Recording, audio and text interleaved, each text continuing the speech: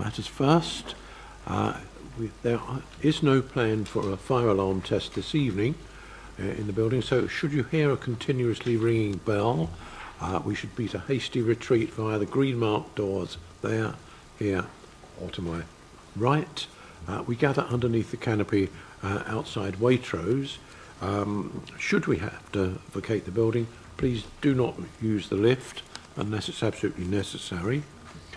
Mobile phones, could members and members of the public too please either switch their phones to silent or off altogether. And members, we are being webcast, so can we be sure we have the cards plugged in? Moving on then, item 1 on the agenda, the minutes of our meeting held on the 5th of November have been on the table there for the last half hour or so. Is it your wish that I sign them as a correct record? Thank you very much. Apologies for absence, please, Fiona. Thank you, Chairman. I've had apologies from Councillors Jenny Else, Bryn Morgan, Stephen Reynolds and Adam Taylor-Smith.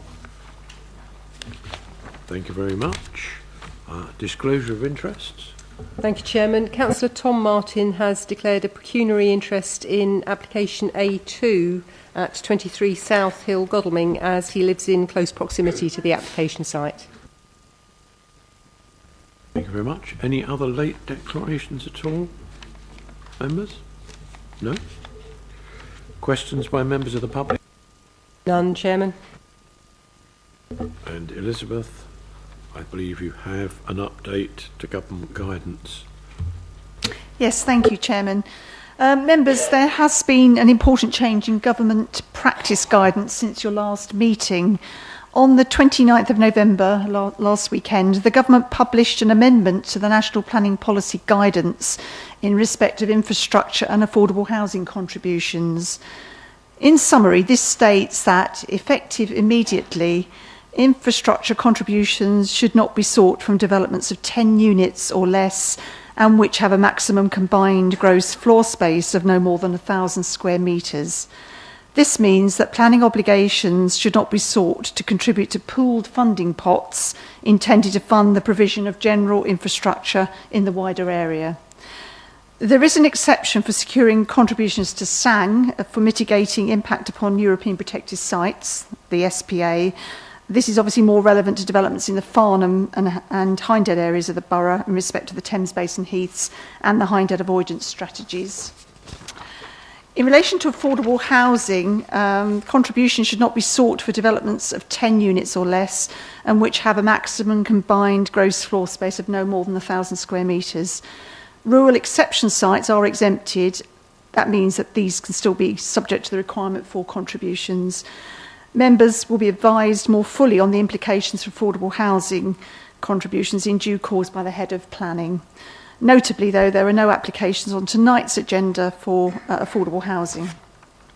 The implications for planning applications on the agenda in respect of the planning infrastructure contribution tariff are set out in the update sheets, and officers will make specific reference to this, where relevant, in the presentations to follow. So I hope this has been helpful. Officers will send out to members the link to the updated guidance tomorrow. Thank you very much, Chairman. Thank you. Thank you very much, Elizabeth.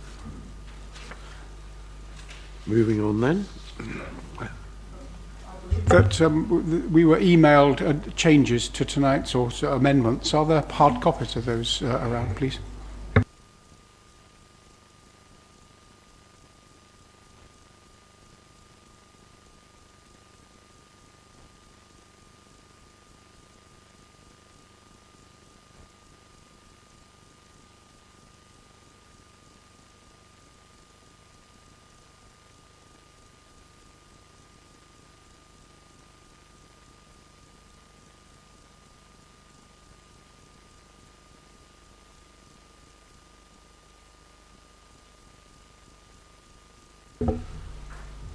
Moving on then, applications for planning permission. We did have a useful site visit on Monday of this week, albeit a little chilly, a visit to Milford. Should any other site inspections arise from this meeting, they will be held on the 12th of January at a time to be agreed when the site inspection is suggested. Moving on then to applications themselves. Item A1, WA 2014/1557, change of use from retail class A1 to tattoo studio, sui generis, at Unit 3, 25 Church Street, Godalming. Barry.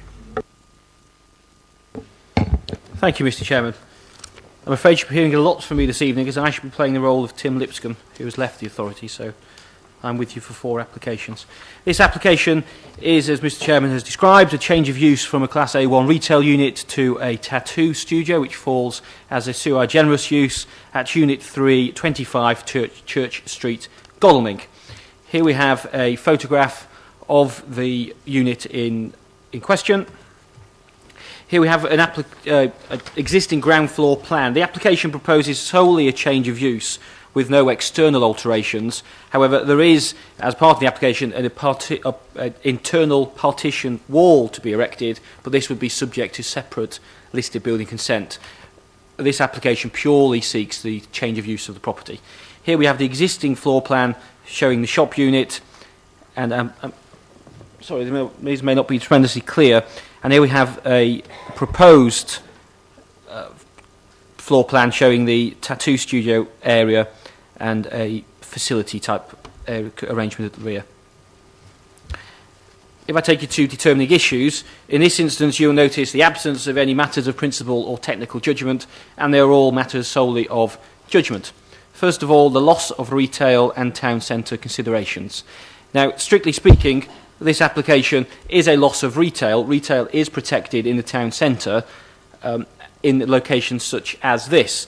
Ordinarily, the application would need to be marketed for a period of time to demonstrate that retail units aren't required. However, given the nature of the unit, a tattoo studio will have footfall commensurate with that of a retail unit, and therefore officers consider that whilst there is a technical conflict with policy, it would still meet with the general thrust of policy aims, that is, to keep a vibrant town centre.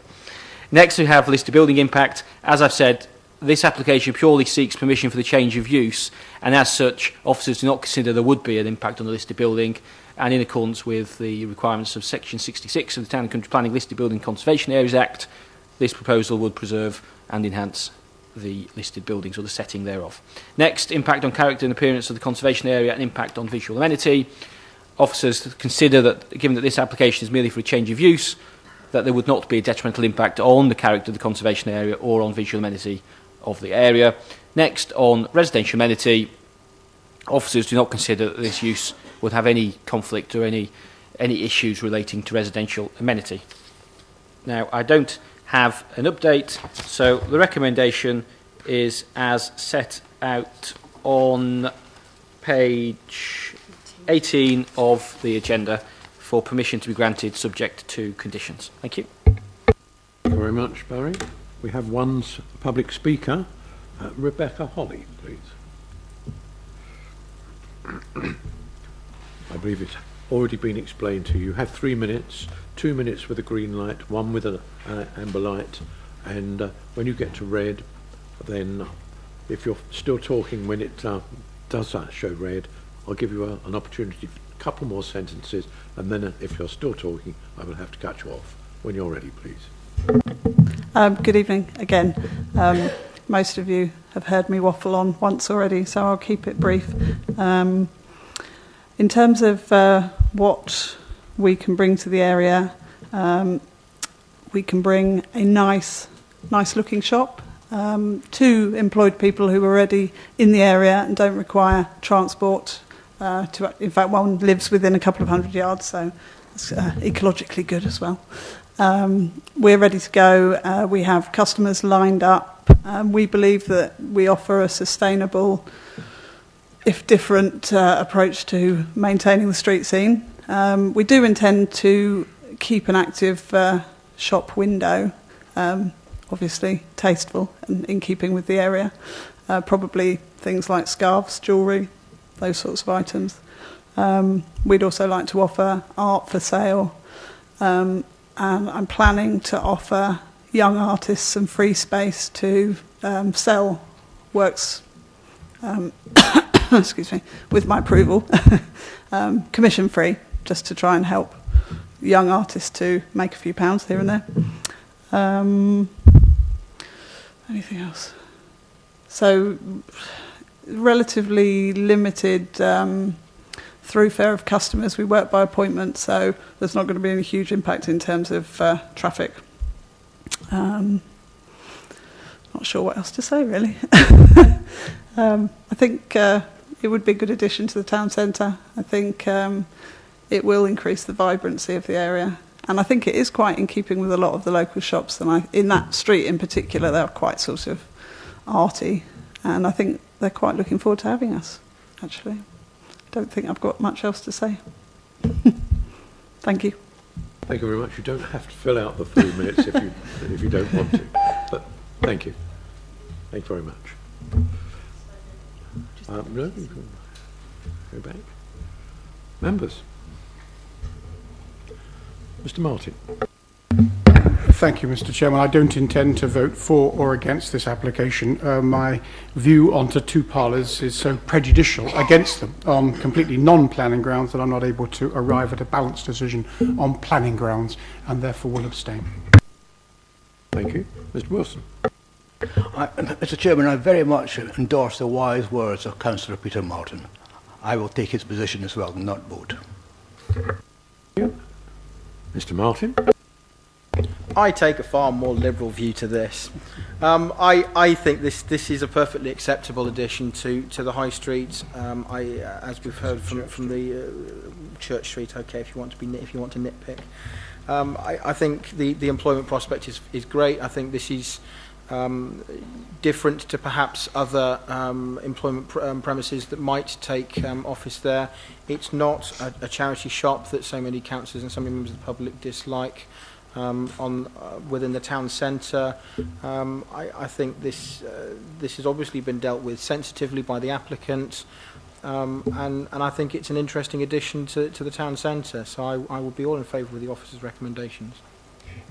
Thank you, Mrs. Cable. Thank you, Chairman. Well, I have to say I don't agree with my older colleagues who I don't think quite understand where life is going these days. I agree with the younger member, and I agree entirely with what Councillor Martin has said. I mean, as far as I'm concerned, I know technically it's a change of use, but it is still employment, and it is still vibrant, and it's not being turned into a residential property. So therefore, I'm very happy with this application. Thank you. Thank you very much. Mr. Thornton. Thank you, Chairman. Yeah, I also agree with Councillor Martin and Councillor Cable. And also that these people are active in the community as well, and it is all about community. And I don't believe that we've had any objections in the local community about this, so I'm all for it. Thank you. Thank you very much. Mr. Lee. Thank you, Mr. Chairman. Although there is no danger of me getting a tattoo at any time in my life, I think what I see before is very well progressed and developed, and I also think that Rebecca herself did herself proud, and I think that she has not only her own interests in mind, but certainly the immediate environment and the well-being of the businesses in town. Therefore, I will be able to take a stand and support the officer's recommendation.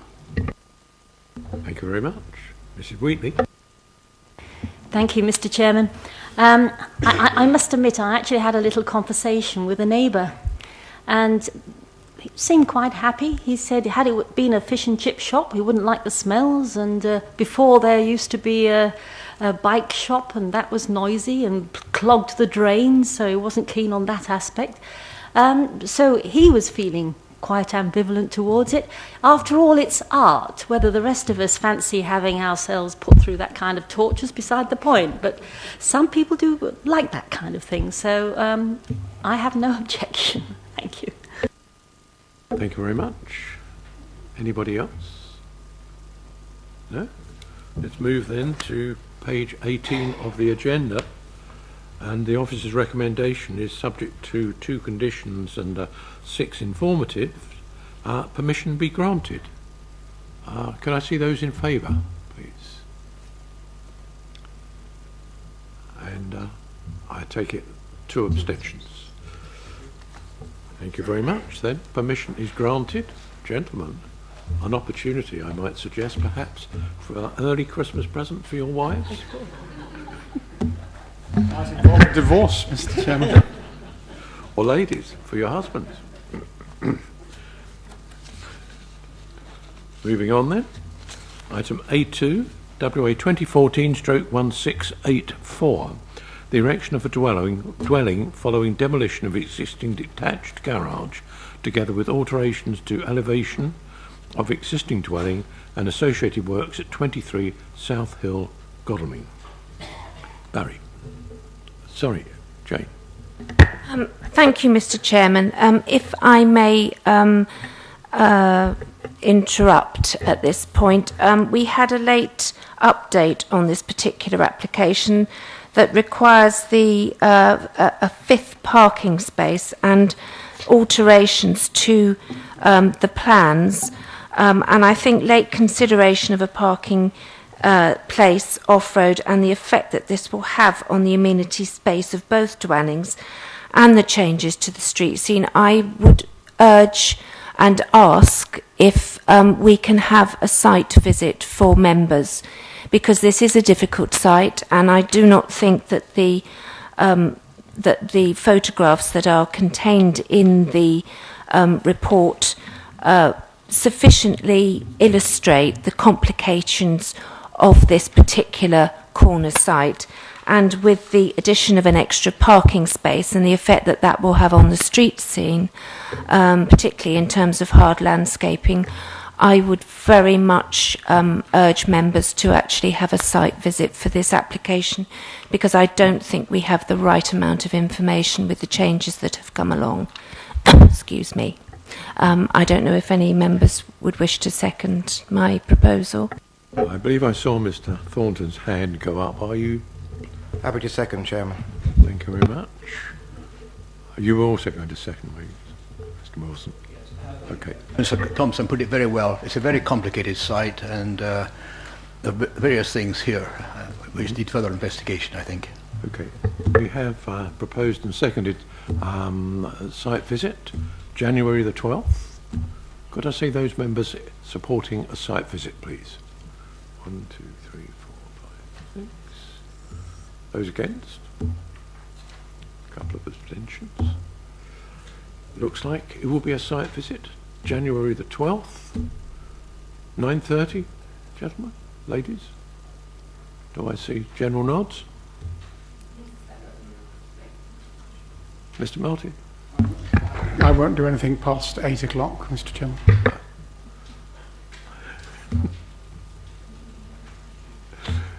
I'm barely started at 8 o'clock. Ladies and gentlemen, can I see those in favour of a 9:30 start for there? Looks like we have it, Mr. Martin. Thank you. 9:30 then. Oh, the other Mr. Martin will be recalled shortly.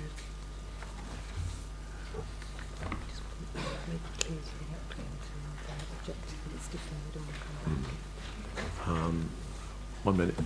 Just for the information of the applicant, we have agreed then on a site visit. The application itself will not be determined tonight. We will meet on site 12th of January, and it will come back to the January Central Planning Area meeting.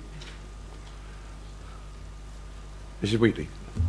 Thank you, Mr. Chairman. I just wondered, please, would it be possible for us prior to the site visit to be given an amended plan to show how the 5 parking spaces are envisaged?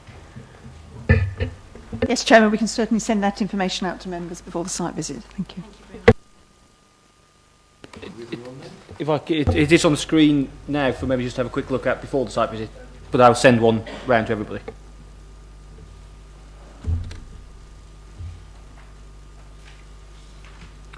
Okay. Moving on then, item A3, WA 2014/1249. the erection of 4 dwellings following demolition of existing dwelling as amplified by ecological assessment received on the 29th of September 2014 and ecological screening matrix received on the 29th of September 2014 at 17A Oxted Green, Milford. Barry.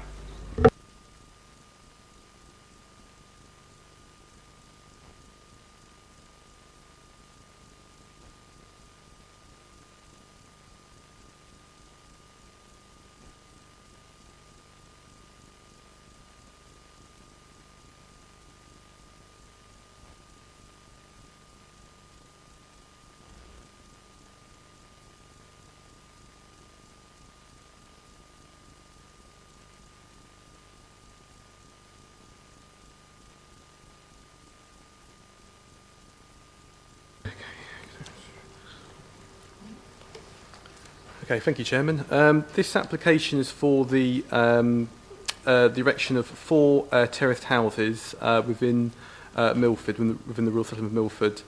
The site is accessed off Oxted Green, the road lying towards the north of the site, with a shared access route coming down into the site with the existing bungalow, which is proposed to be demolished, along with the neighbouring property here of number 17, Oxted Green. These are elevations of the existing bungalow, which is proposed to be demolished, along with a floor plan. This gives a block plan indication of what the proposed dwellings will look like within the context of the site. So as you can see, you've got the shared access drive coming off Oxted Green, with the 4 dwellings located within the centre of the site. And when I say shared access route, the route is shared with the, as I say, the neighbouring property number 17, located towards the west of the site. Each property will have its own private rear amenity space situated towards the rear, as thus, with front garden situated towards each of the property, along with sort of integral garages as part of each proposed property, and this will be shown on the elevations. I hope you can see this okay, but as you can see, this is the front elevation of proposed dwellings. As I say, you've got the garaging located towards each side, and there's also a parking space situated towards each of the proposed garages. So 1, 2, 3 and 4. This is just an indication of the rear of the properties as well. So I've got to mention as well, the properties are 2-storey with accommodation within the roof space as well. These pictures or plans give an indication of the context how to sit within the general street scene. This is a plan showing Oxted Green. The access route is just about here, and the line here shows the outline of proposed dwellings as it would sit within the context of the neighbouring properties. And similarly, this is a view looking from Martin's Wood, which is this road coming down here towards the site. These are a number of pictures of the site. We have the existing bungalow proposed to be demolished. The neighbouring property is number 17, which is this property here. This picture gives an indication of existing screening, which exists located to properties situated along Martin's Wood, along the eastern boundary of the site. And this is the shared access route leading to Oxted Green with the, as I say, the mature screening towards the side. The main issues as part of this application are the impact on the greenbelt and compliance of Policy RD1. The site does fall within the greenbelt, but because it falls within the rural settlement, it is compliant with all the tests of the Policy RD1. Parking highways considerations, the county authority have raised no objections to the proposal. The proposal satisfies the council's parking guidelines, and there is the proposed access route meets the county's technical requirements in terms of the size of the access route. So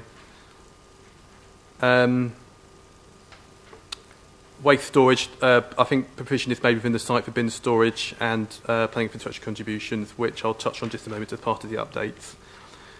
In terms of matters of judgment, the amenity space will be provided for each of the dwellings, as shown towards the front and rear of the properties. Design, the proposals are appropriate in terms of size, bulk, scale and massing. An impact on neighbouring amenities. There is sufficient separation distances towards neighbouring properties and to ensure there is no loss of privacy, overbearing form, loss of light towards those. I'll bring the update sheet, sorry. Just refer members to the update sheet. The first one is due to the recent advice from the central government with regards to the PIC contribution, planning infrastructure contribution. On page 67 of the agenda, it sets out a planning infrastructure contribution of over £34,000 would have been required. However, following this recent advice from the central government, the revised figure is now £0.00. I should mention, following the member's site visit, there was reference made to maybe incorporating a new legal agreement in order to ensure that maintenance of the hedging, which is this hedging here, is kept at all times to ensure there is sufficient vehicle visibility along the shared access routes, and the agent is willing to enter into that legal agreement if permission is to be granted. There were some additional comments from the agent, just to confirm that the trees and screening along the rear southern boundary of the site will be retained. There is reference made to the asbestos shed, which is within the site. The agent has confirmed he's not aware the shed is constructed out of asbestos, but if it is found to be present, then it will be removed by a registered contractor to make sure it is safely disposed of. There are no amendments to any of the conditions. Informations 3 and 4 just simply refer to the planning infrastructure contribution, which has now been removed. And as such, the revised recommendation is that, subject to signing of a legal agreement, and we said by the 28th of February 2015 to give them sufficient time to do that, and which obviously relates to the boundary maintenance. Conditions 1 to 12, the revised informatives 1 to 8, which falls on pages 70 to 74 of the agenda, that permission be granted.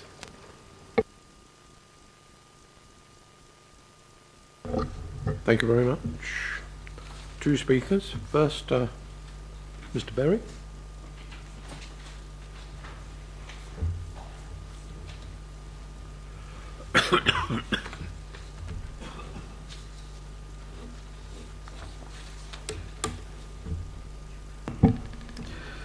Thank you, Mr. Chairman. I live in Elm Cottages, Oxted Green, and together with 5 other houses, we are adjacent to the proposed site. The first reason why we believe this development should be refused is that we will suffer serious loss of privacy to our house and private gardens, because the proposal is for 2 stories to overlook us and 3 stories to overlook Martin's Wood, meaning they would suffer similarly. The current screening to our properties, which wasn't shown on the photographs, is inadequate to mask the existing single-storey property, and being mainly deciduous is of limited value, and we believe its effectiveness has been vastly overstated in the proposal. Should the large hedge that screens number 15 and borders the drive accessing the development be reduced, then their privacy would also be seriously compromised. Secondly, the proposal is far too high in density. The increase in noise pollution, as well as the difficulties that will arise from entering and exiting the site, make it unacceptable. The applicant states that precedent has been made in the road. These statements are misleading, as the drive they are referring to is much shorter and leads to only 3 properties, not 5 as stated, and all of them are much smaller than those proposed. They are 2 bungalows, 1 chalet bungalow, which is very different from the proposal. The noise and air pollution from the increase in vehicle movements is, we believe, unacceptable to all the properties, especially those that are adjacent to the drive. It appears that Surrey County Council made an error in stating that a 2.75 metre wide drive is okay for 4 properties, whereas the total number using the drive will actually be 5. We believe it will be difficult for the 5 different families and their visitors to be able to negotiate a drive of over 50 metres long, which has no passing room, and incidents are likely to occur with vehicles having to reverse onto Oxted Green. With around 12 vehicles using the narrow drive with limited visibility, it would cause traffic problems in Oxted Green and be highly dangerous to the general public, and particularly to the large number of school children who use that route to nearby Rodborough. Visibility will be even poorer on refuse collection days, when there's a possibility of up to 10 bins being placed on the pavement, as there won't be any room on the drive. In summary, the proposed development is far too intrusive in that it overlooks so many private gardens and is far too large in density in terms of quantity and size of each property. Secondly, the access drive being so long and narrow is totally unsuitable. Within the original curtilage, there was one small bungalow which currently has planning permission to be enlarged. To this was added another bungalow in 1987 which was enlarged, and yet the proposal is to replace this with 4 2- to 3-storey houses. We believe this is totally unacceptable, and that the errors made in the submission make the application flawed.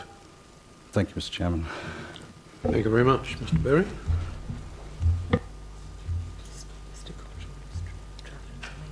Sorry? Is Mr. Cottrell with us? Obviously not. I'm afraid we've lost our second public speaker then. Members, over to you. Mr. Lee. Thank you, Chairman. Obviously, this particular planning application refers to my ward, Milford, and I'm grateful for Mr. Berry's articulation tonight about many of the things that concern the residents. I'm also very grateful for my colleagues around this table that visited on site on Monday and were able to form their own opinions. Likewise, the officers have been very patient with me. I've made a number of visits to look at the plans in detail, because as you can see, it is very difficult to make out things on our paper copies as well as on the screen there. I think I can understand why the officers have come to the conclusion they have, because of the guidelines, if you will, the rules, the policies by which they have to sort of make their judgments. However, if I may make a few points, some of which will elaborate on Mr. Berry's words to us, they are these. The planning statement mentioned that there are 4-bedroomed houses. Well, when we come down to look at the plans, we actually find they are 3-bedroomed, because I believe their 4th room they do class as a study, and it is quite clear that nobody could sort of occupy that. So we're talking about 3 bedrooms and possibly at a maximum 5 persons. That means that on the first floor there's 2 persons in bedroom 1, 1 in bedroom 2, and as I say, the study is on bedroom 3. In the roof space, and I agree that doesn't have any sort of vertical windows, there's a 4th bedroom which provides for 2 people. Now, trying to be reasonable, if we took a house as with minimum occupation, so there'd be 2 adults, father, mother, let's say, and let's say 1 late teenager. What I'm trying to get at there is that we can anticipate in this day and age 3 vehicles per dwelling. I do stress this is on the minimum side, so it could be more than that. So if there's 3 per dwelling, that's 12 vehicles for the new residents. Now we know that there are 2, well, there's a garage and parking space for each of those houses, so that makes 8. So already we're overpopulated. And there are 2 visitors' parking spaces. So I am troubled by that. The second thing is that the garage is regarded as a place to park, as indeed is the sort of drive up to the garage. This means 2 vehicles in tandem, and I do not believe that that works in practice. People will not put up with tandem parking because they need to be able to get into their vehicle as quickly as possible, and if it's in the wrong sort of orientation, and they've got to get and so on, make arrangements there. So again, that isn't a practical situation in real terms. Now, I also had a look at the garages themselves. It's interesting that those garages on the outside, so there's one on the left hand side, one on the right, has an internal width of 2.8 metres. But it is a width that includes the wall, so the actual space is less than that. And then the width of the door opening is 2.3 metres. Now, my garage at home is 2.8, fine. The door width is 2.5, so again we're 200 millimetres short, or about 8 inches. I'm able to get the jazz in there and still be able to open the door. But I do believe that in practical terms, many people would be certainly put off using the garage, particularly if they've got any larger vehicles, and there's no constraints on what people can buy. So therefore, and there's often great hesitancy about the dangers with the wing mirrors and so on, and doing damage. So again, I don't believe those garages are particularly practical. The other situation is that whereas each of the outside houses we can gain access to the rear gardens, the rear amenity space, because there are gates, the only access for the 2 inner buildings is actually through their houses themselves, because there is no door in the back of the garages, for example. So again, that is producing, to me, significant and intolerable pressures on the community that is expected to be there. Now, if this proposal was approved, then at the least it's absolutely essential that what I perceive to be sort of 0.5 metre capability to extend the width of that very narrow access road, that would be an essential requirement.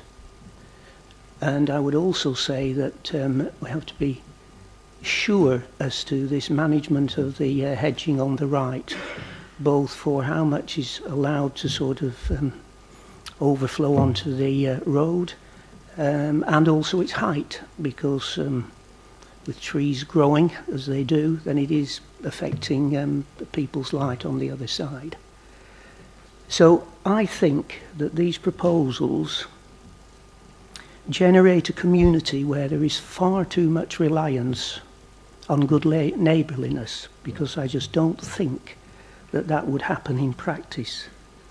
And therefore, in my role, which I see as trying to ensure the community benefits from any changes that come about, or at least living conditions are made no worse, at the moment, until I hear, say, some other views from my colleagues, I definitely cannot support this application, because, to use a popular phrase, but it means nothing, it is overdevelopment. And I believe that the people around have been very reasonable in their objections, the way they have spotted things and articulated them, and I rather don't like the idea of them being trodden over. And the final point is that the family that lives in the bungalow to be demolished actually are related to the other bungalow that is there. So I would hope that between families they can perhaps accommodate each other quite well. But bearing in mind there's going to be different families, I really don't see that contributing positively to the local society or community. Thank you. Thank you very much, Mr. Lee. Mr. Martin. Thank you, Mr. Chairman. Could I just ask a question, please? On page 59, under the representations and the 3 letters received, the very last comment talks about an error in Surrey County Council's comment on access, in which they say the minimum access width for dwellings is 2.75 metres. Should that say for 4 dwellings, or what? And we've got 5, in fact, here. I presume that's an error there in the way you've written it. Could you just clarify that for me, please?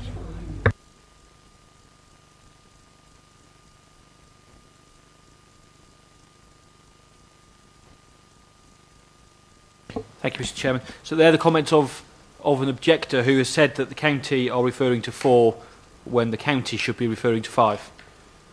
Sorry. I presume that the county judgment would be the same whether it was 4 or whether it was 5. There's not a stop whether we would say beyond 4 this will be unacceptable, but for 4 or less or fewer that would be acceptable. That's not the case here.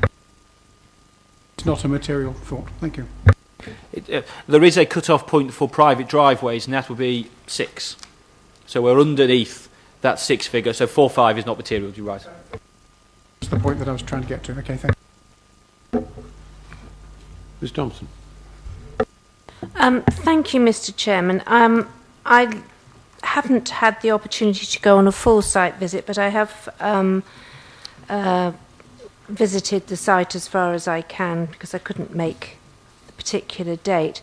What concerns me has already been covered by the ward councillor, and that is the access along that long, thin driveway.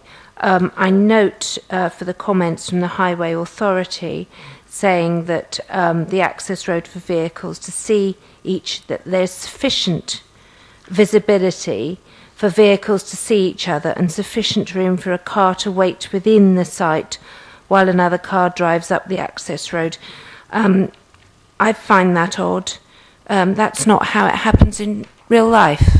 Someone goes halfway down, and then you will get a situation where someone is in conflict and has to reverse onto the main road.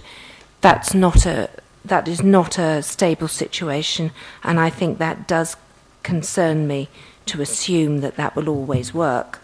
The other area which concerns me is the actual width. Now we're talking about 0.95 of a metre difference between what the Highway Authority should ideally would like to see provided and what is actually there at 2.75.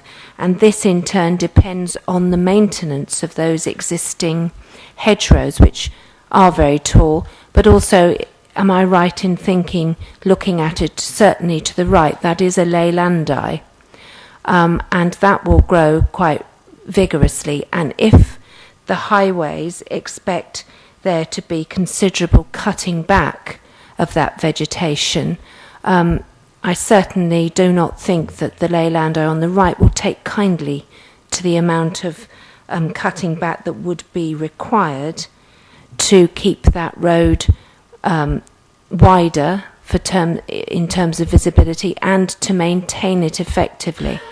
And I at the moment have considerable sympathy with the ward councillor's views that this does it's the access that makes this site to me overdeveloped. I think the access is the issue, and I'm not confident that it can be maintained as the County Highway Authority would require it to. Thank you very much. Mr. Wilson. Thank you, Mr. Chairman. I fully endorse what Councillor Lee and Councillor Thompson have said. Let us say that 5 o'clock in the evening, when the road, the Oxted Green Road, what it's called, it's very busy. 2 vehicles are leaving the site. One is trying to turn in. How long would it take for 2 vehicles to reverse back down? Or would they expect to be able to come out? There could be a conflict there. And I think the question of access is all important. In this case, the difficulties of the site are such that I do not want to support this application. Thank you very much. Mr. Thornton. Thank you, Chairman. Yeah, I completely endorse Councillor Lee's what he said, and it doesn't work, the parking situation. I lived in a house with a garage where you had to park in front of the garage and one in the garage. I never used the garage. So I fully endorse Councillor Lee's, as he's a ward member. Thank you very much. Mr. Martin. Thank you. I have to say I don't like this application, and it is shoehorning 4 houses into what is a very small space, and I'm not very keen on the access with the long drive. However, having said that, if our sole objection is on the grounds of a long drive, we have a highways authority which has raised no objection, and if it were taken to appeal, I would have thought that the highways objection would be, the highways authority would rule the roost here, and our objection would be wrong because we've not taken sufficient account of the highways authority. So I'd be uncomfortable at doing that. My own views also are that there is a degree of visual impact and amenity intrusion to properties around, and I think it is 4 houses, it is too big a development on that. I'm not very happy about it, but on the other hand, our officers have taken account of all those things and taken a view that it is acceptable. So I have to say, very torn between this. I don't like the development, but I don't feel I'm able to gather sufficient grounds to put in an application, to put in an objection which will be sustained in an appeal. So I have not yet quite made up my mind. Thank you. Thank you very much. Mr. Martin. Thank you, Chairman. I have to say, from a traffic generation viewpoint, I'm less convinced than other members. I mean, Oxted Green isn't the most busy road that we have in the borough, far from it.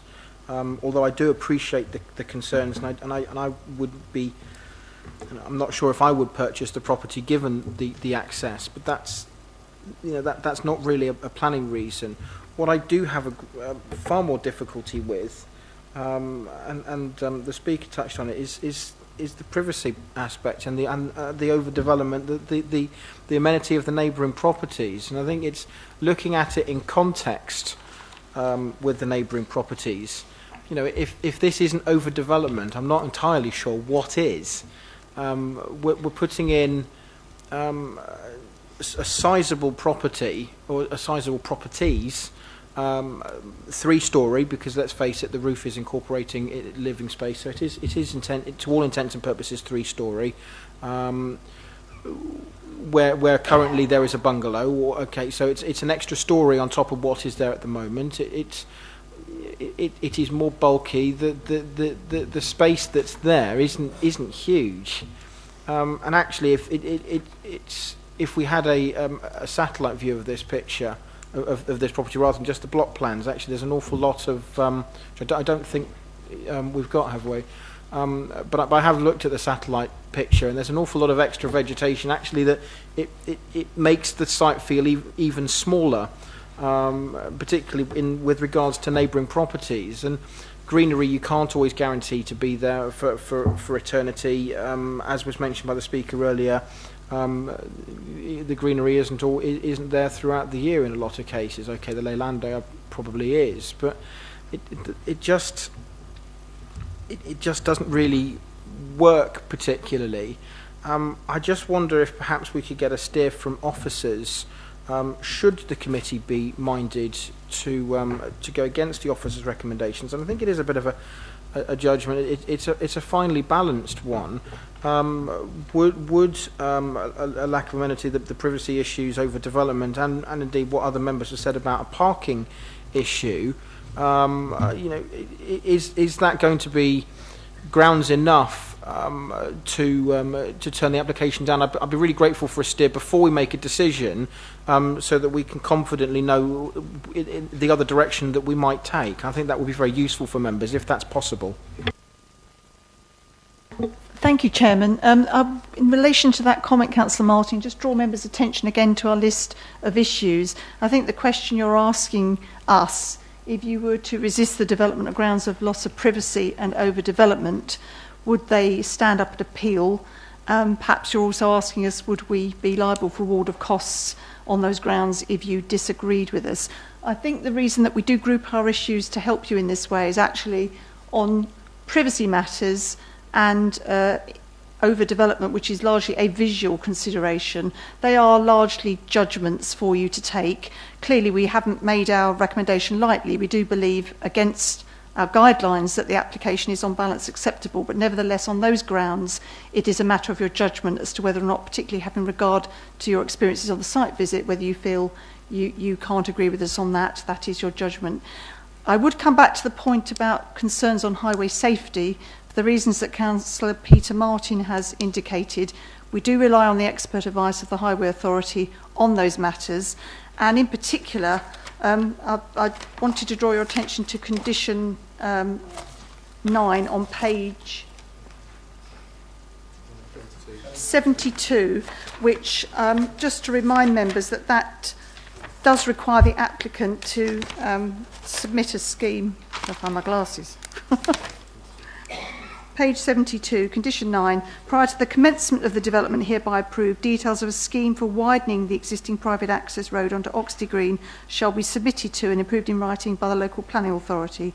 So the issues around the width of that access remain firmly within your control as local planning authority, in that the development could not be commenced until, as a council, you're satisfied that the width of that access has been satisfactorily provided for. So that is a condition recommended by the County Highway Authority to address, as far as possible, the concerns that you've raised. So I think our advice would be, on that particular matter, it would be much more difficult to sustain a reason for refusal, and it may be construed as being perhaps less easy to defend on appeal for that reason. Thank you, Chairman. Mr. Martin. Thank you for that clarification. I wonder if you could go to the picture of the driveway which shows the hedge. Of course, there are two or three concerns here. I think the concern that Councillor Thompson made is relevant.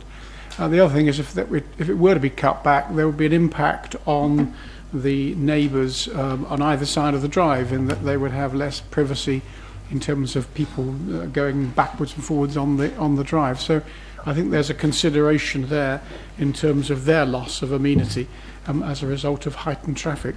I have to say I'm steadily moving towards a feeling that I will not support the recommendation, and I think I would go on the grounds of visual amenity, overdevelopment, impact on residential amenity space, and then I would want to put perhaps the extra point that we're also expressing concern concerning the access and driveway, which I think would be reasonably sustainable.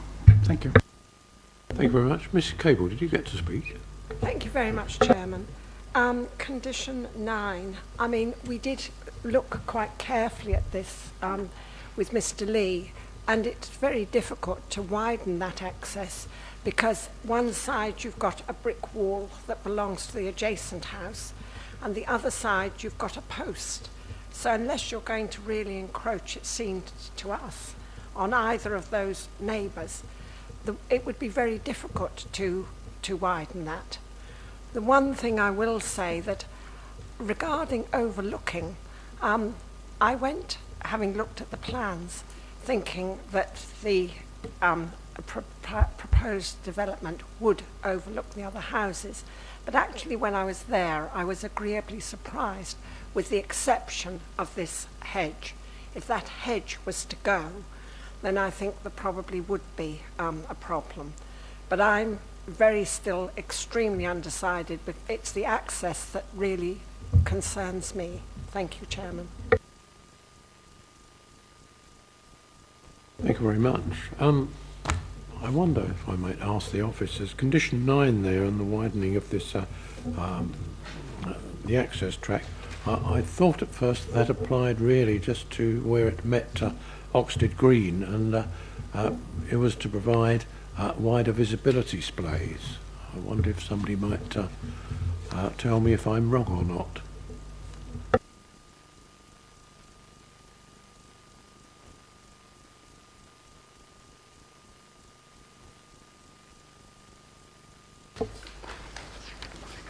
I should just look directly at the highway comments.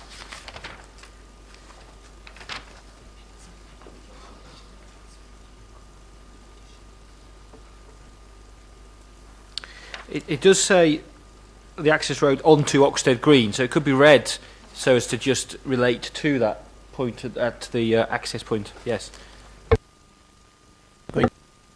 The only reason I ask, of course, is that when we looked at that hedge, I think, is it the south side? No, I think it's the east, actually. It's cut back already, almost close to the trunks of the Leylandii anyway, so any further intrusion on that side is, as Ms Thompson suggests, likely to kill the hedge off altogether.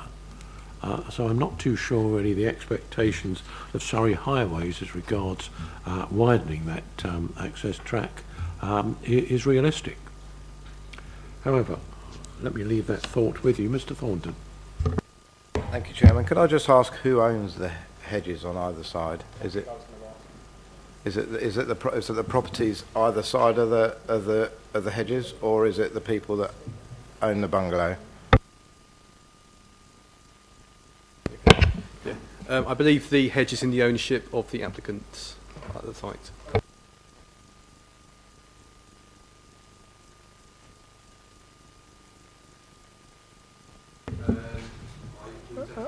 I would say not. The Leylandii, I believe, is owned by 17A, 17, but behind the behind the other hedge, that's number 3 Elm Cottages. Not quite sure, but it's Elm Cottage ownership, I believe. Just to confirm, it's my understanding from the submitted location plan, which shows the application site, that the Leylandii is in the application site, but as you say, the other hedge is very close related to that wall, and I think would be part of the Elm Cottage curtilage, not the application site.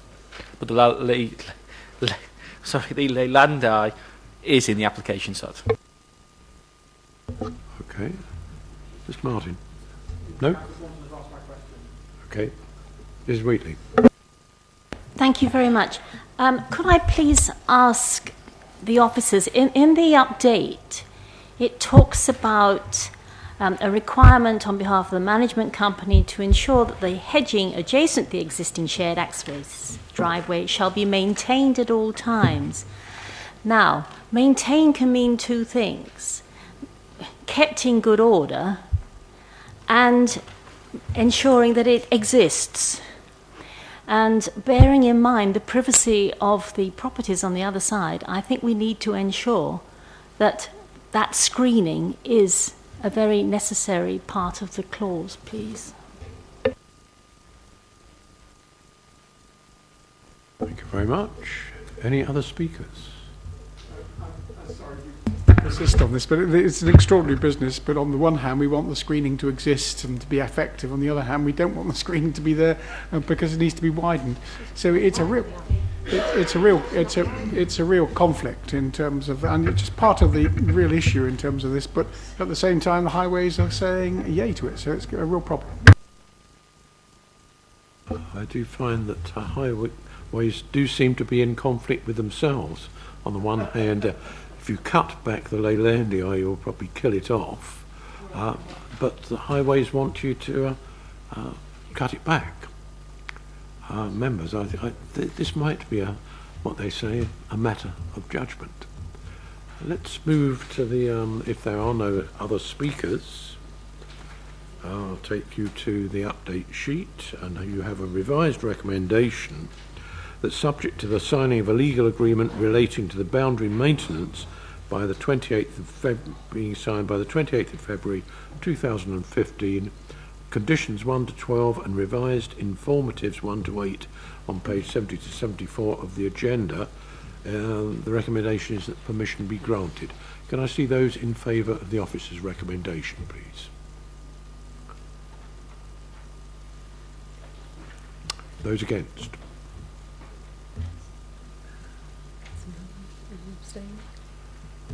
Abstain, yes. That was 9 in favour and 9 against, with 1 abstention. One assumes from that then that permission is not granted, perhaps indeed even refused. Are you about to come forward with an alternative recommendation? Yes, I am, Chairman. Floor is yours. In which case, then I would recommend a refusal of this application on the grounds of the impact on residential amenity and indeed the impact of the residential amenity of future residents, the impact on the visual amenity and the lack of adequate amenity space.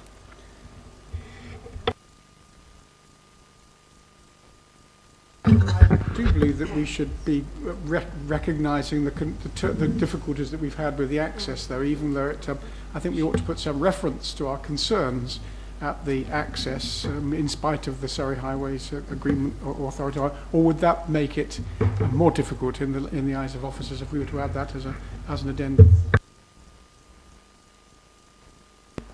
Chairman, I wonder whether you may, members, like to include in your residential amenity reason that the proposed access arrangements would lead to inconvenience and loss of amenity to existing residents and future occupiers, which I think is defensible because that is a judgment. That is about the actual utility of the arrangements, notwithstanding any technical highway safety reason, and I think that would be defensible given the concerns you've expressed. So it would be combining it with your concerns about general loss of residential amenity that you've raised in relation to privacy as well. If we could include that, that'd be perfect. I'm sure we can, Mr. Martin. You made a proposal. I don't think we have a seconder yet. Thank you, Mr. Martin. Did you wish to add something, Ms. Thompson? No, I just think it should be made very clear that actually we cannot deliver what the highways want, or we do not think what the highways require is deliverable because of the harm that will be done to the hedge, which will, and that is the fact that it's just not deliverable in our judgment, affecting the amenity. Thank you, Chairman. I think if permission is refused and there is a subsequent appeal, we'll make sure that that becomes part of the justification, in that we're aware of the condition that's been recommended to seek to overcome the access concerns, but in seeking to achieve that, it would have an unexpected consequence on the amenity issue. So the two can't be achieved together, and we would use that as part of the body of evidence to support your reason for refusal. Thank you, Chairman. Thank you very much. We have a proposal, appropriately seconded, that permission be refused for reasons which I'm sure that Fiona on my right here has written down in detail. Could I see those members in favour of that alternative recommendation, please? That's 10 in favour of the recommendation to refuse. I think we are unanimous there. Thank you, Fiona. So permission then for that one, I'm afraid, is refused. Let us move on now to B1. Find out where it is. Page 75.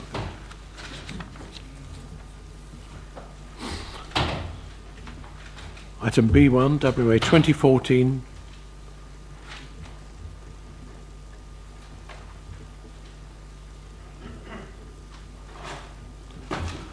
WA 2014/1418, change of use to a mixed use of Class B1 light industrial and Class C3 dwelling house to form 3 flats and 2 commercial stroke retail units, including the erection of extensions and alterations.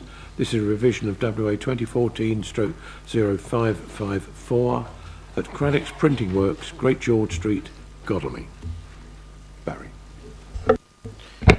Thank you, Mr. Chairman.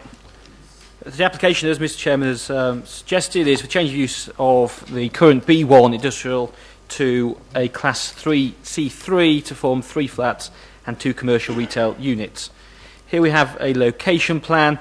The application site is located just to the west of the Crown Court car park in Godalming Town Centre. The application site is indicated in red on the site, on the plan in front. Here we have a aerial photograph, and then we have one taken slightly closer. Here we have a view of the existing structure taken from the Crown Court car park, And then here we have one taken from within the car park neighbouring the application site. So the application is for extensions and alterations to the main buildings that we see in front of us to provide 3 residential flats and 2 commercial retail units. This would involve a material change of use from the existing printing works and offices to a mix of dwelling houses. They would be 3 one-bedroom units. The application also includes for the provision of 3 car parking spaces as per the Waverley car parking guidance. A bin and cycle store is also shown. Here we have a photograph showing the application site from the immediate southwest. Same again. And now here we have the block plan with the area in grey hatching demonstrating the first floor extension. It would be 2 stories all the way back to where we see it on the plan in front. Here we have existing elevations of how the property looks as current. Existing floor plans showing office accommodation at the unit spreads up, covers ground and first floor for the current commercial activity. And now here we have the proposed north, east and west elevations. Now, I apologise, there is a kink in the paper. I don't think the roof in the centre there is to dip as much as it does. I think it hasn't been scanned in maybe as properly as it should have been. But here we see the area indicating here is where the 2-storey extension would be. So in effect, the single story that's there would be demolished and this 2-storey extension would be provided.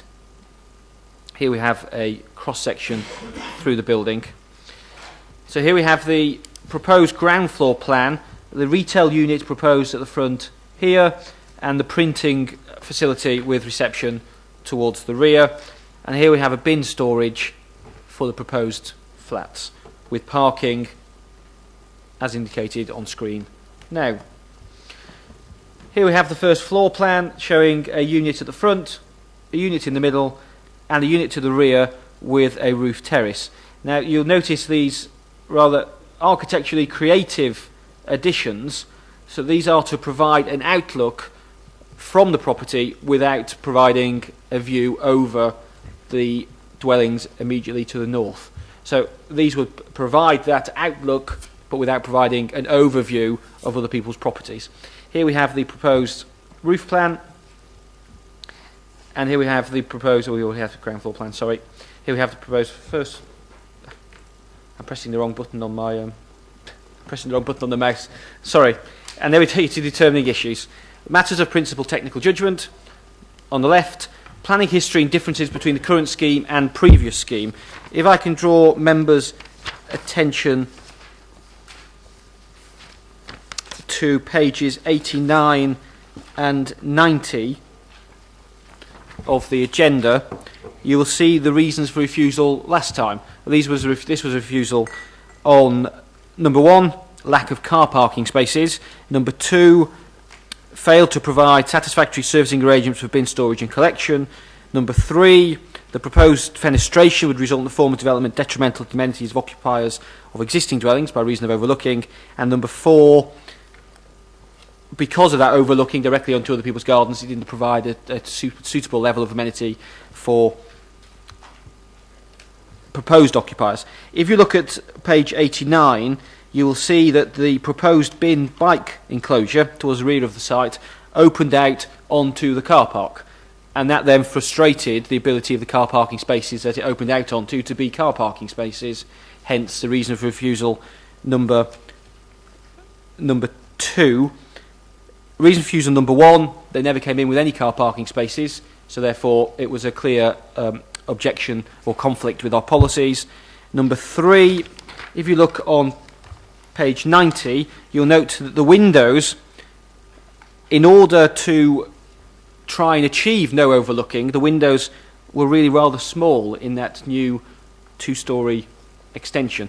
They were quite narrow, didn't provide for much light, and would give you a direct overlooking into other people's dwellings to the north of the site, hence reasons for refusal number 3 and number 4. This application in front of members seeks to resolve all those reasons for refusal, and officers consider that they have achieved that.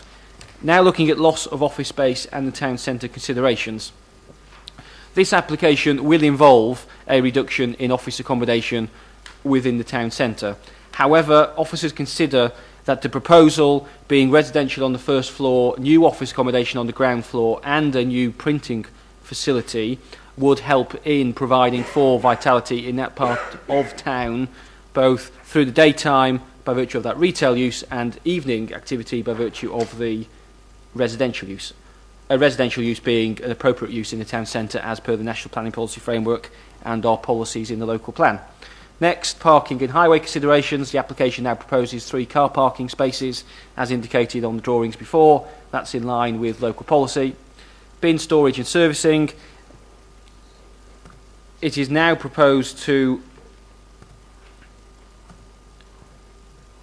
access the bin storage in this location, which doesn't prejudice the ability of the car park to be used as a car park, and therefore that reason for refusal we spoke of before has gone away and is acceptable in its own right.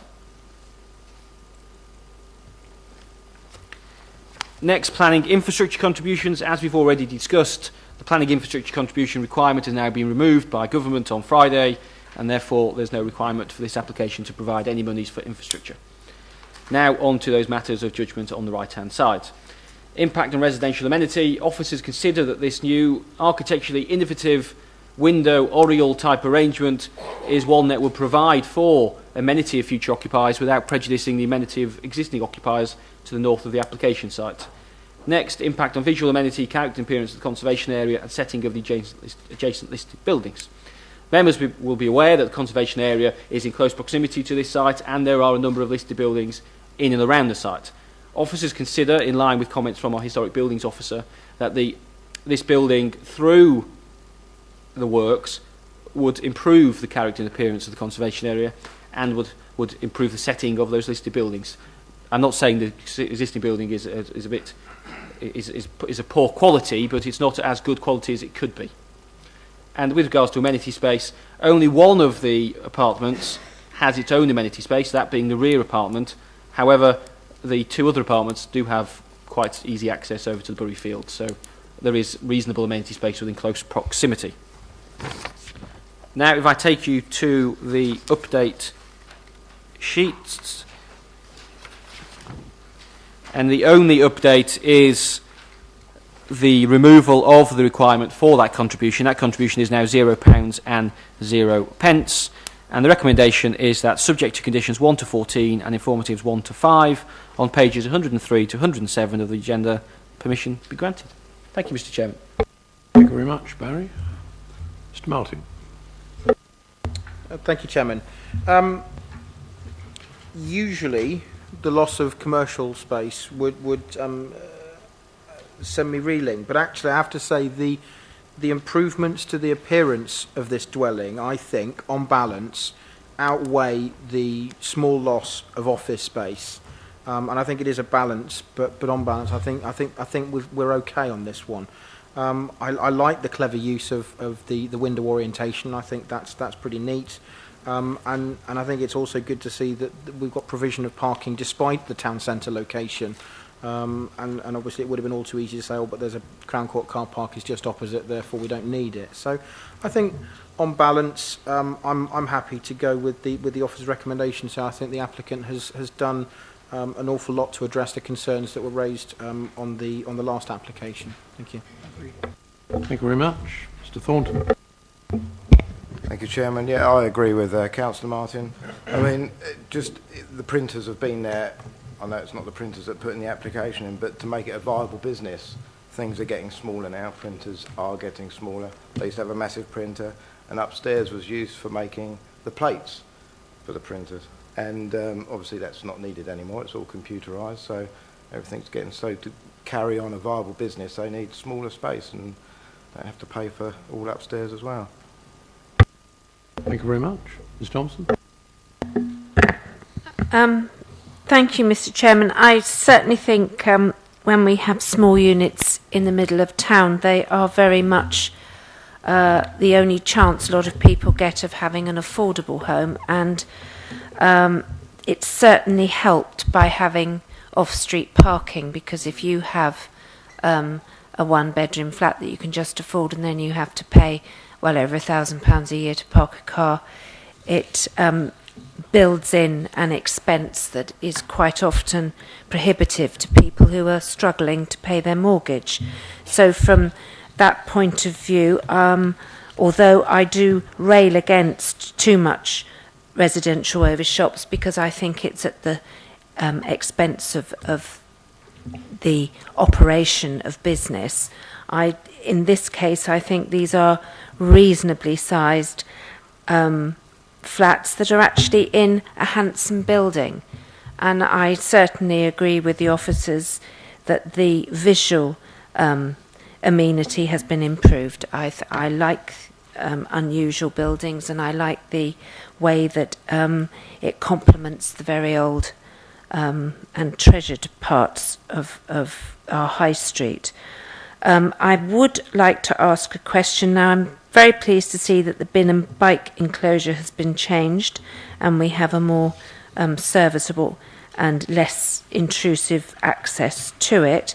But the print room will make waste, and so will the retail unit. And I must say it's nice to see a new retail unit going in on such a good site, because that is better than the high street almost, because it has people going up and down there from the car park. It's a very good footfall area, so it's very sensible use to keep retail there.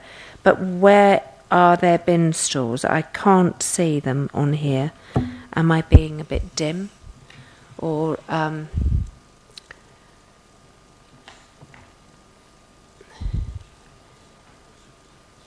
because they will have the bigger wheelie bins. Yes. Sorry, yes, they will have the larger wheelie bins, and I'm just trying to find here that space.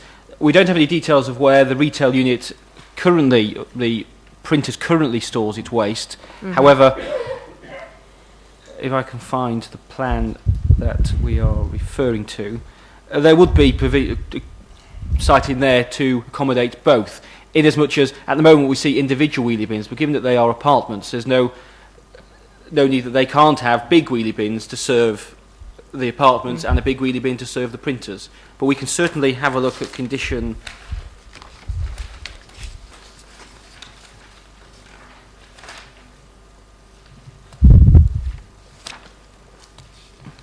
one of the conditions in front of me, which I shall find in a second, refers to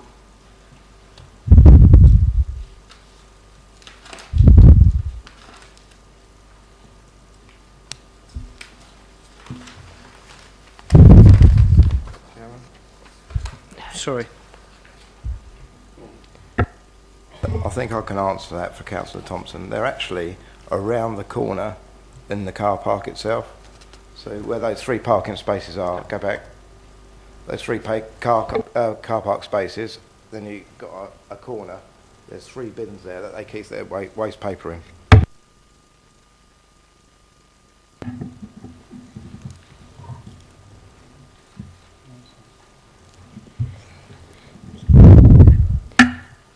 Mr. Martin.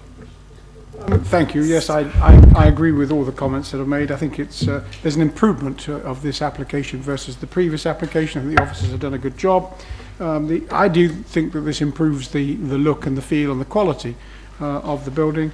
The car parking's been fixed. The office spaces. I agree with Councillor Tom Martin. Normally I'd be very unhappy at any loss of commercial space, but I think this is reasonable in this context, so I will be supporting the officer's recommendation. Thank you very much. Ms Thompson, did you want to come back? Not before Mr. Lomax, who I think may be answering the question that I still haven't got an answer to.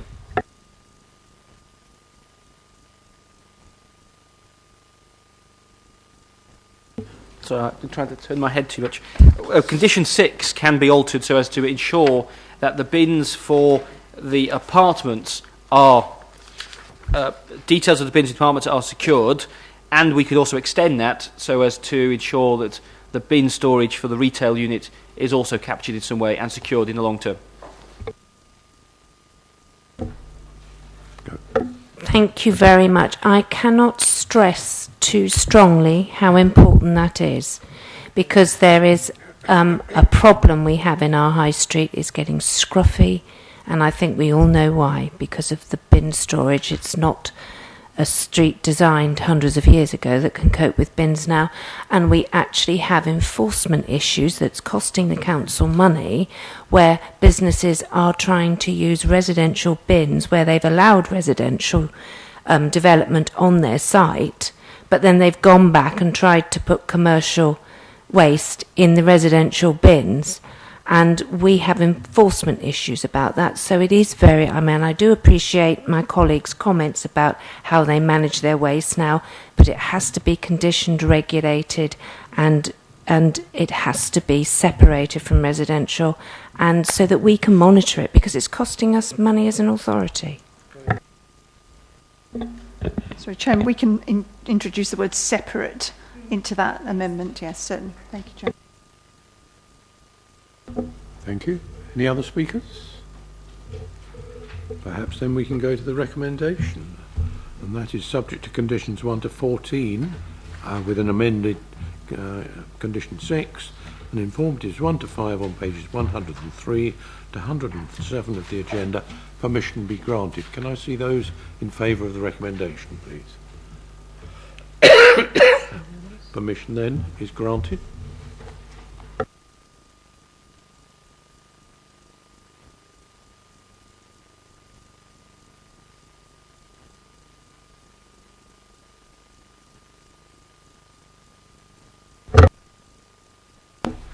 Item B2, WA 2014/1737, the erection of 2 semi-detached dwellings following demolition of an existing dwelling. This is a revision of WA 2014/1197 at Goldwell Services Limited, Cherry Tree Road, Milford, as amended by email dated the 7th of October and plans received on the 31st of October 2014. Barry. Thank you very much, Mr. Chairman.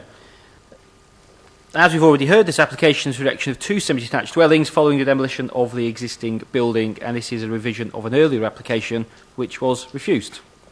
Here we see the site, which is approximately 275 square metres, comprising a vacant commercial building last used by Goldwell Services Limited, a lighting manufacturers, and is located to the south side of Cherry Tree Road. Here we have an aerial view of the site, showing it in slightly larger area, and then we have a zoomed in picture of the site with residential properties around all sides, apart from the road, of course.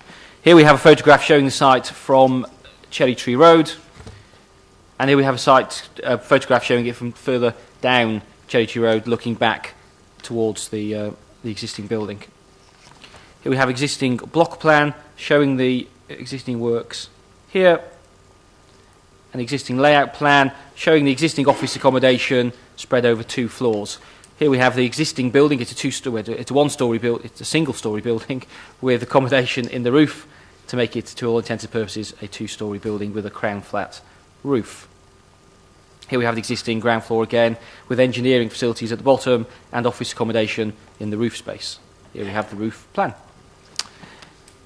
Now, the application proposes the erection of 2 semi-detached 2-bedroom properties. Each would have a maximum height of 8.4 metres to the ridge and a maximum width of 13.7 metres.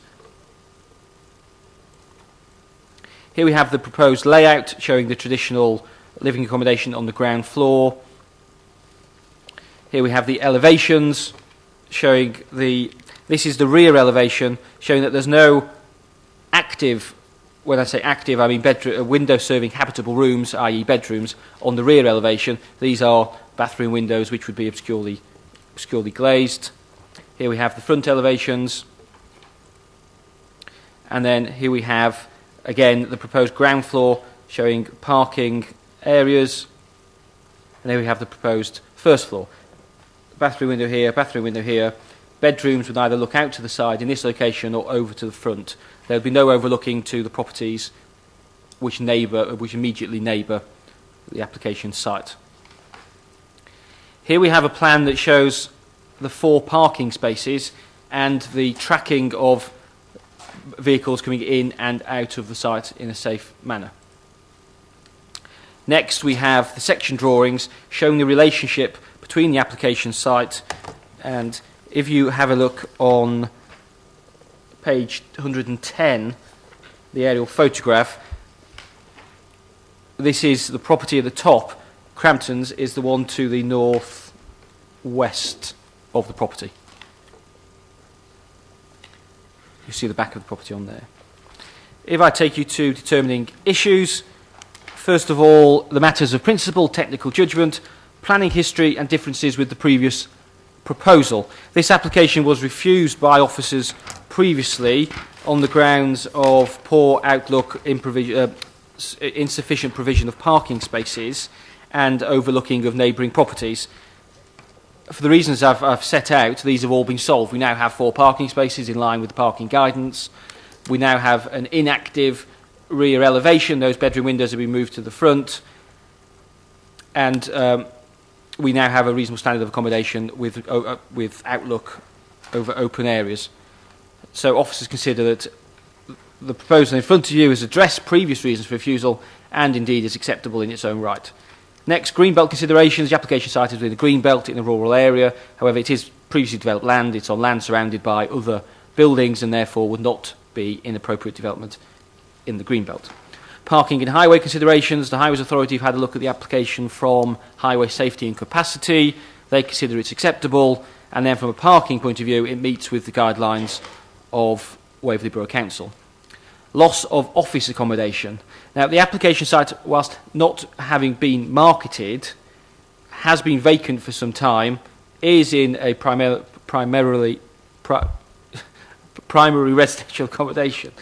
And I've lost all train of thought now. It is in a residential area, and being cognizant of the prior approval system, this would be able to be turned into residential accommodation under the prior approval regime as we have.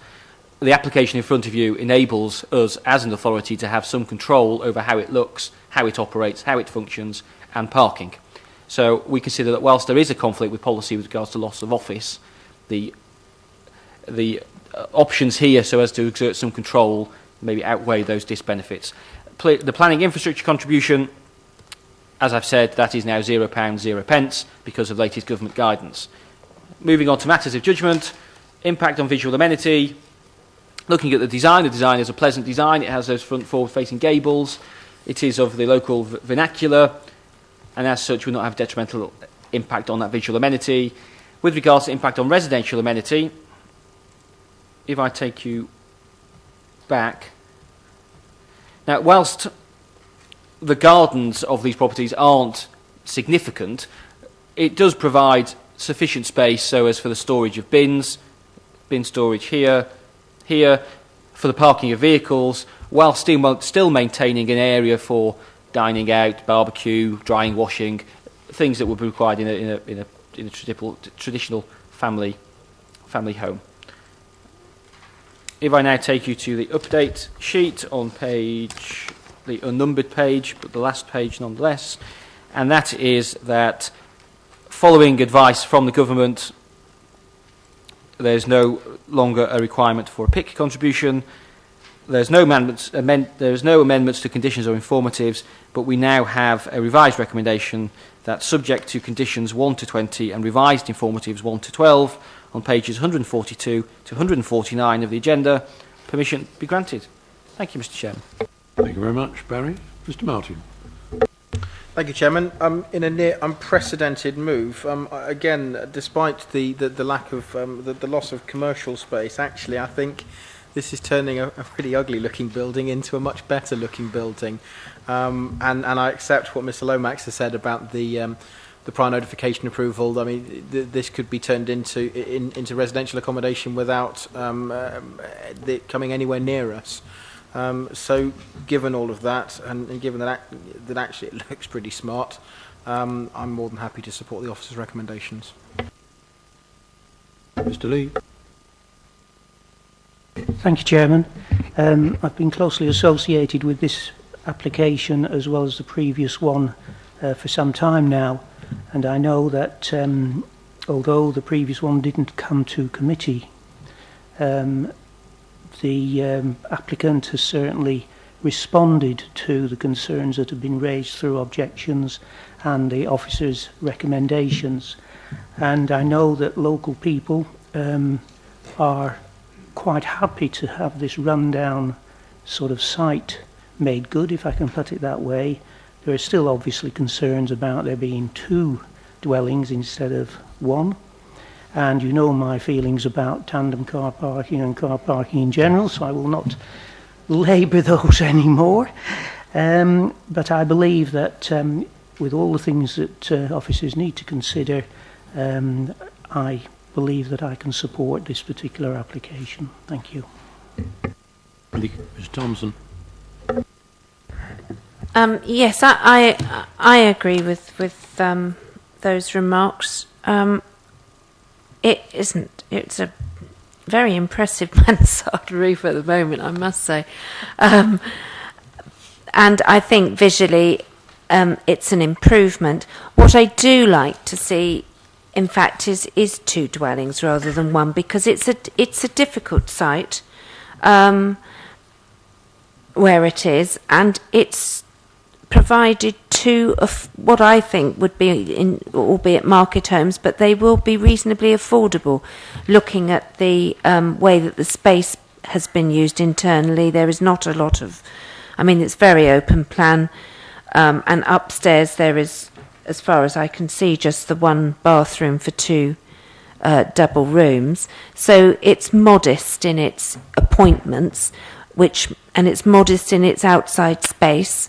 But it still maintains 2 car parking spaces. It's very conveniently placed, and I think that's the best way in this borough where we find it so difficult to deliver affordable homes. I think that's actually a very smart use of a limited site, and I think it really does address the need that we have in this borough at the moment. So I'm very glad to see that this actually is 2 homes and not just 1, and I think it's a good design. Thank you very much. Any other speakers? No. Let's go to the revised recommendation on the update sheet then, ladies and gentlemen, and that is that subject to conditions 1 to 20 and informatives 1 to 12 on pages 142 to 149 of the agenda, permission be granted. Are we agreed? Yeah. Thank you very much. So permission on that one then is granted. And we finally get to the last application for us to consider this evening.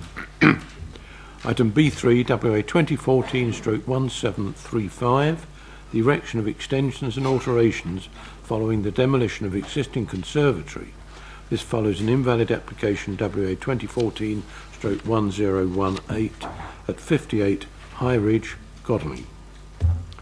William. Thank you, Chairman. This is the site in question. It's a small cul-de-sac situated just off High Ridge in Godalming. Situated just towards the southwest of the small cul-de-sac here. The property is a 2-storey linked to detached property. And the proposal is for a two-storey, part 2-storey, part single-storey rear extension, which is this section here, and the erection of a first-floor side extension to the property. And this is shown as a block plan here, showing the rear elements to the scheme. This is the outline proposed ground floor plan. This is the front of the property, and this is the rear. This is the 2-storey element, and similarly the first floor section as well. That's just a proposed front elevation. These pictures give an indication of the character of the existing street scene. So as you can see, the properties are linked detached, but this property actually has a gap in between number 58 and 57 here. And similarly, just a view looking up towards the cul-de-sac of the properties. In the actual application property itself, this is middle property here. The determining issues as part of the application, massive principal technical judgment, in terms of highway safety, there's no objection from the county high authority. They recommend a standing advice, but the proposal would not impact on vehicle or pedestrian movement as part of this proposal, so there's no concern raised by officers in that respect. Matters of judgment, in terms of design, concern has been raised by Godalming Town Council with regards to the proposal. But the proposal does, as I say, have a separation distance, as shown by this plan here, a distance of just under 1 metre. I think it's 0.9 metres from number 57 to the first floor side extent to ensure a terracing effect would not be created within the street scene.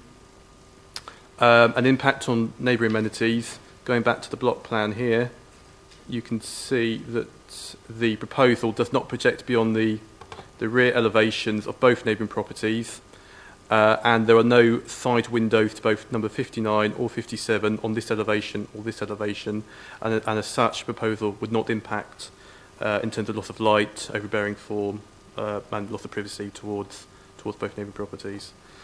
In terms of updates, there was no update other than a very late letter of representation which came in today, which simply raises objection to the proposal, but talks about the proposal would alter the street scene, significantly alter the street scene, and has concern about the proposal creating a terrace road properties, and that the proposal would represent an overdevelopment of the area. And as I say, this came in today. The recommendation, therefore, on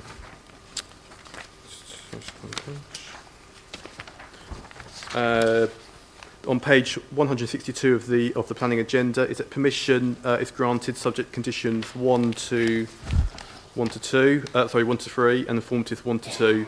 So yeah, as I say, planning permission is to be granted. Thank you, Chairman. Thank you very much. Mr. Thornton. Thank you, Chairman. I'm going to object on this one, go along with the Town Council on the last objection. I live in a linked house, and to be honest with you, if you put an extension on a linked house, it does, even though you haven't got the gap, you will see we're very close together, the gardens are close together, and it will change the street scene completely. They're there for a reason, they're built for a reason. I don't think they should be touched, I don't think they should be extended, and that's the grounds of my objection. Thank you. Thank you very much. Mr. Martin. Thank you. Tom Martin and I are the ward councillors for this area, and we did ask that this be brought to the full committee because we wanted to be able to properly ensure that the letters of objection from neighbours were taken full account of, and these are identified on page 157, and were the objectors able to speak to this meeting, they would very strongly represent themselves with these letters of objection in terms of the overdevelopment, the overbearing impact on number 59, being detrimental to the character and appearance of the street scene, and so forth. And the Town Council in its meeting heard their objection and also supported that view, and hence the comments from the Town Council, which are also on page 157.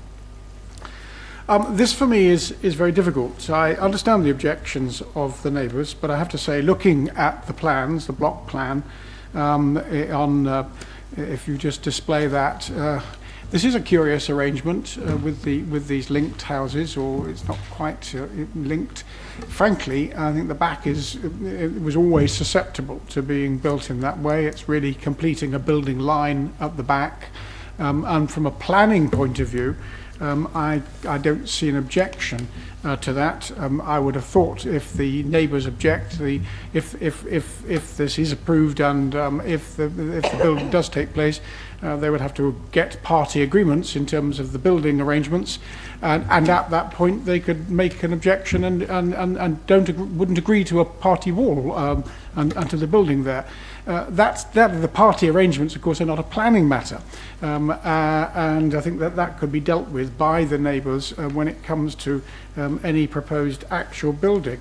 But from the point of view of just simply looking at the planning here, I find it very difficult to object to the drawing of that line at the rear of the property with minimal impact on the front of the property. So I think if we look at the officers' views on this, where they very carefully take the objections that are raised and go into detail on page 159 with the impact on the visual amenity on the top 3 paragraphs, and the impact on the residential amenity, again in the last 2 paragraphs there, I think that they deal with that matter from a planning point of view perfectly successfully.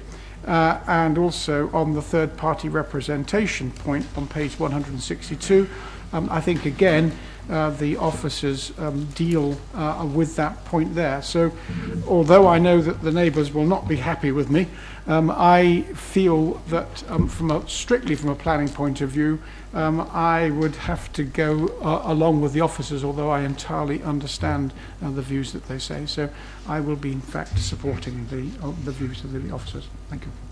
Thank you very much. Mr. Martin. Thank you, Chairman.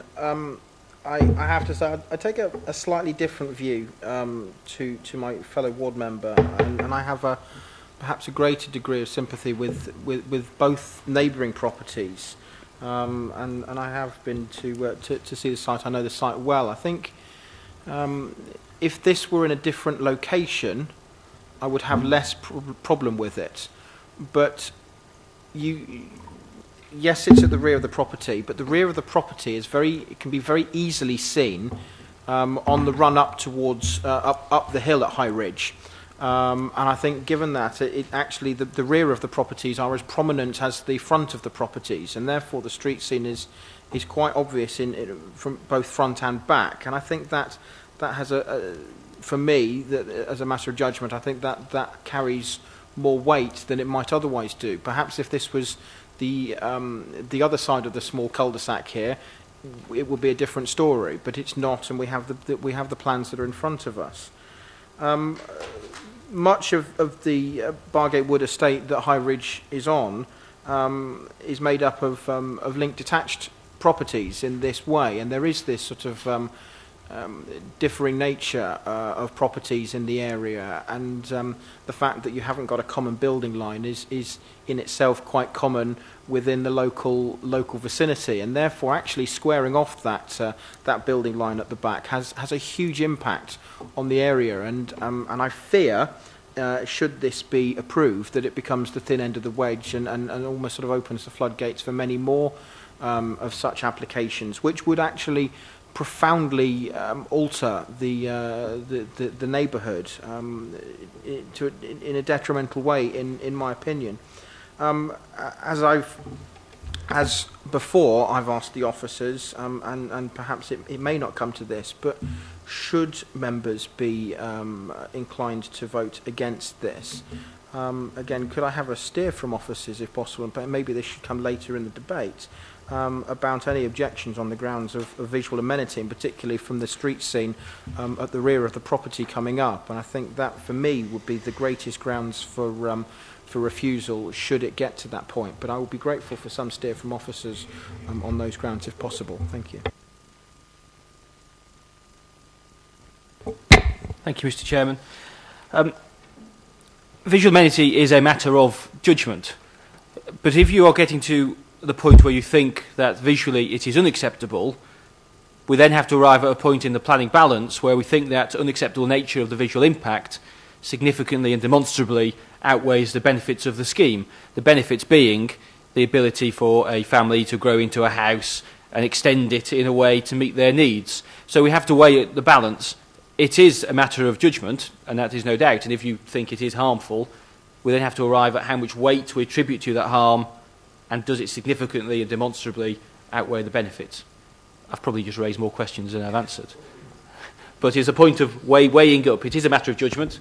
If you think it's unacceptable, it is not something that if it went to appeal, an inspectorate would award costs against the authority, because it is a matter of judgment, and sometimes those judgments are best made by people who live in the area and see it day in, day out. So it's certainly a matter that would not be subject of a costs award. Elizabeth. Thank you, Chairman. Just to add to that, I think the point you made about impact in the public domain was a relevant one. I think had you been raising concerns about a rear extension which was completely invisible from public vantage points, I think we would advise you place much less weight on the design considerations in the normal way. But this is, you've identified views that where you can see the design in context from the rear, and I think they are material to your judgment. Thank you, Chairman.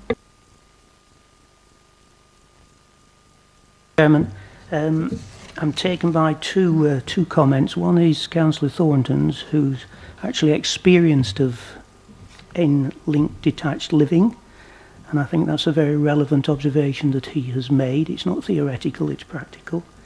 And I also take on board Councillor Tom Martin's observation about this possibly being the thin end of the wedge. And I do think that that's a very important consideration, and I would not like to see this sort of thing go on and on. I must say that I was brought up in a time when, in a place called New Ash Green in Kent, the village there did comprise various sized houses, and the whole principle was that as the family grew or had different requirements, then they moved to different neighbourhoods where, you know, there was more space and room and so on.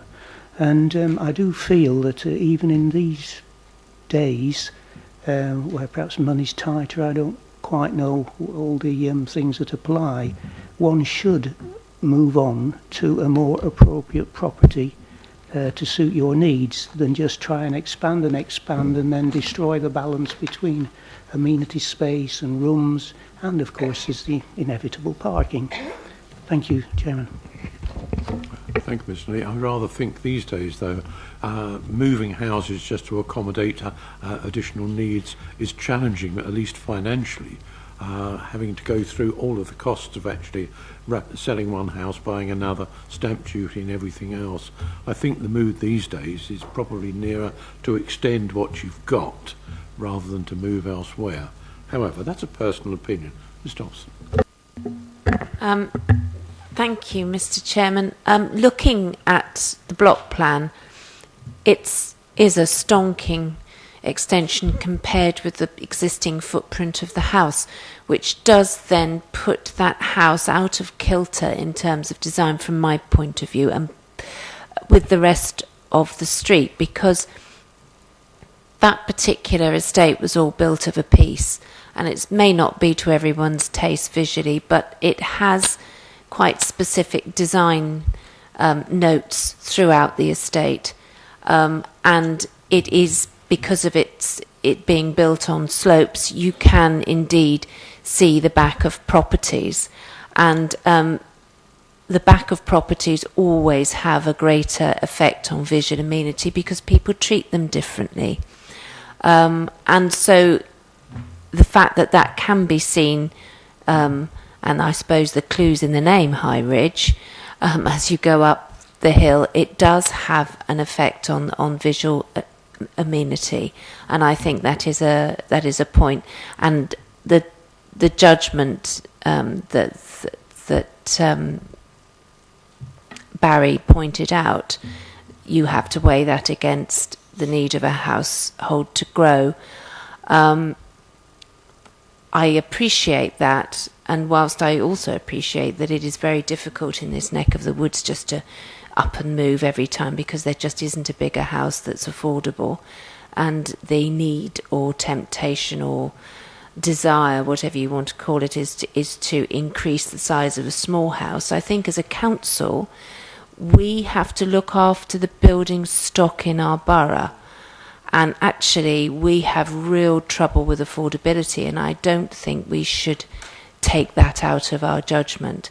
And it is very finely balanced, but I think I am having to go against the officers on this one, simply because of that. Thank you very much. Mr. Thornton. Yeah, I was going to say the same thing. If I had got divorced, I wouldn't have been able to afford a house with an extension on it. So I've got my house, and if it had an extension on the back of it, I wouldn't have been able to afford it. So we need to look after what we've got. Thank you very much. Mr. Martin. Thank you. I wonder if you could just go to the application site, which shows that's the one. I think I understand the argument that's been made in terms of the impact on the street scene, but I think that's terrifically overplayed. The hill incline is not that great.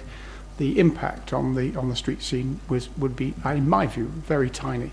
And from a strictly planning point of view, I forget all the other considerations, I find that very difficult to sustain.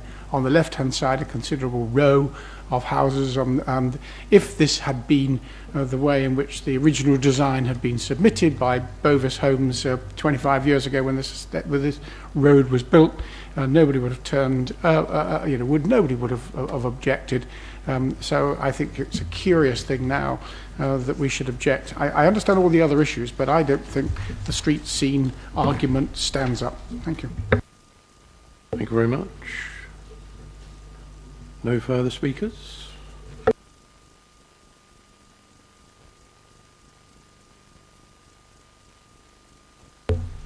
The officer's recommendation is that the permission be granted subject to conditions 1 to 3 and informatives 1 to 2 on page 162 and 163.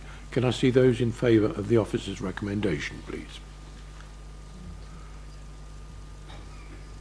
5 in favour. Those against? 5 against. Having already voted once, I won't change my mind, so I will actually add my casting vote to those in favour. So permission then is granted. I think we are actually done then, ladies and gentlemen. It is customary at this time of year, I think, for at least one area planning committee to try and prise open the chairman's wallet, so that if we do retire to the King's Arm, it is the King's Arms, is it, or the King's Head? King's Arms. I will be sorry? Okay. I will be prepared to push the vote out, ladies and gentlemen, to wish you all a very enjoyable Christmas, although we will be back here next Tuesday anyway, and indeed Monday. So I look forward to seeing you in the bar of the King's Arms.